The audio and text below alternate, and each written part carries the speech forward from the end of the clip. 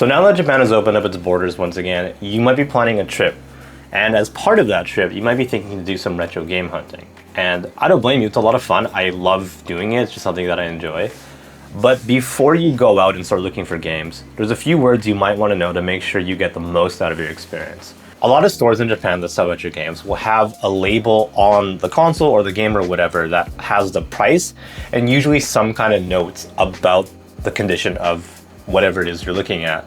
So they might have a grade like S, A, B, C, D, and then they'll have like just the conditions of it and some notes that you might want to know about.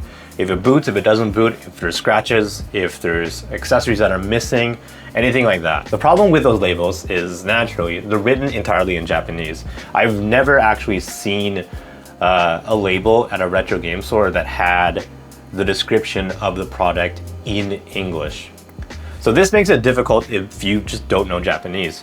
You might be able to get away with using something like Google Lens, but I would say like 100% of the time, those labels are handwritten, which makes it kind of difficult for something like Google Lens to like accurately pick up. So in order to give you like a general idea as to what the condition of the thing you're looking at is, here are some words that you might want to be able to recognize ahead of time so you kind of get the gist of what's going on here. All right, so the first word is actually a set of two. We have kakunin and mikakunin. So this basically just means like checked and not checked, or confirmed or not confirmed. You're gonna see this in the context of something like confirmed to turn on, or confirmed to boot, or we didn't actually check if this turns on or not. If it's a console you're looking at, this is gonna show up in a sentence like sousa kakunin, or we checked that it turns on, it's good.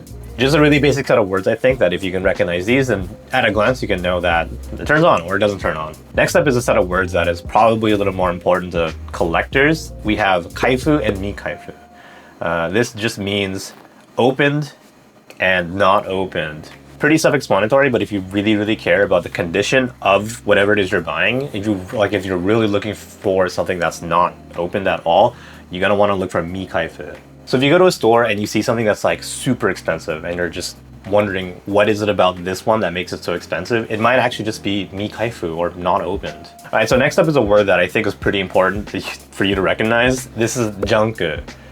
You can probably guess as to what this means. It means junk. So almost always these are consoles that just don't boot. You're only gonna want to get these if you're looking to harvest parts, or you're actually not going to play it at all. Like you're just going to throw it on a shelf as decoration or something like that. So you go to a store and you see something that's incredibly cheap and you're like, what's up with this one? And it says junku. It probably doesn't boot at all. So keep that in mind. You very careful.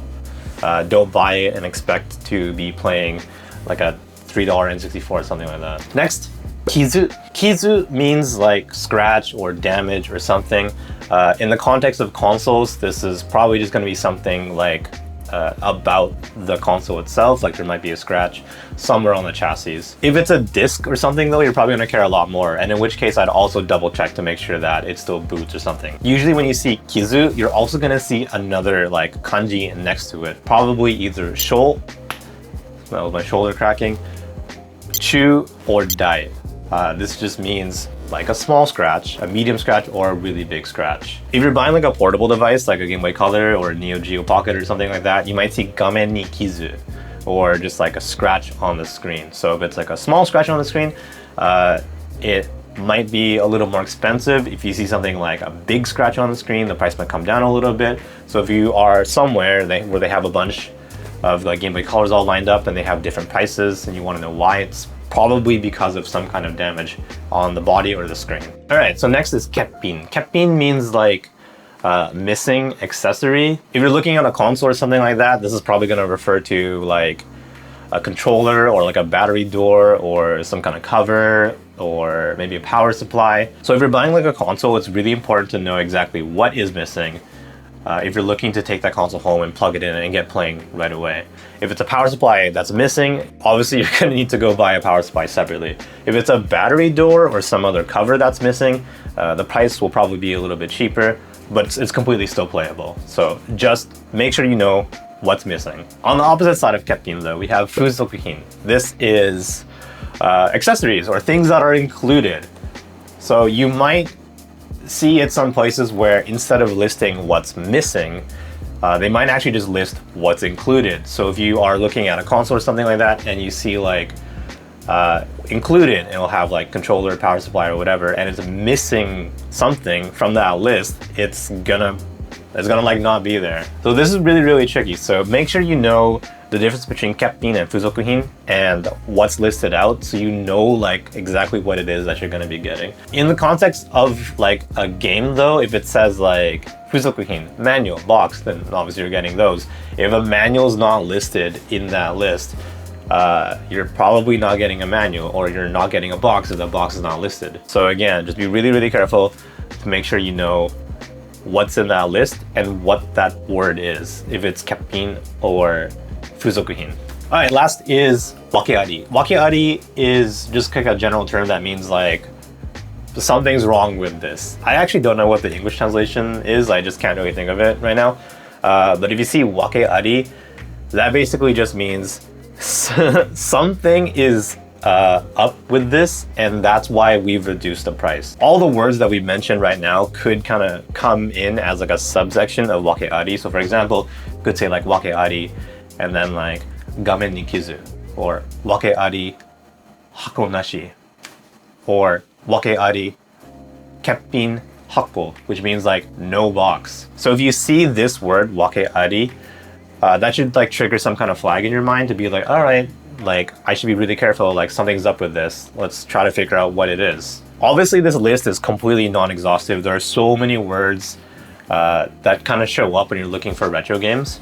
But I think this should cover like the general set of like words that you see when you go look at like retro games, and they have like a label and a price and kind of what the condition of that game is. Just as a side note though, since all the labels are handwritten, if there's a word or some phrase or whatever that you can't figure out, or Google Lens isn't picking up, you can probably just ask the shop staff really, really, really nicely to kind of explain what it is. Definitely use like the translation function in your phone or something like that to kind of explain what it is that you want to know about and kind of have them explain back to you. Just try to be really, really, really nice. A lot of shop staff don't really know English, and the idea of using English kind of intimidates a lot of people. So just be really, really mindful of that. Like just be like a considerate tourist, I guess.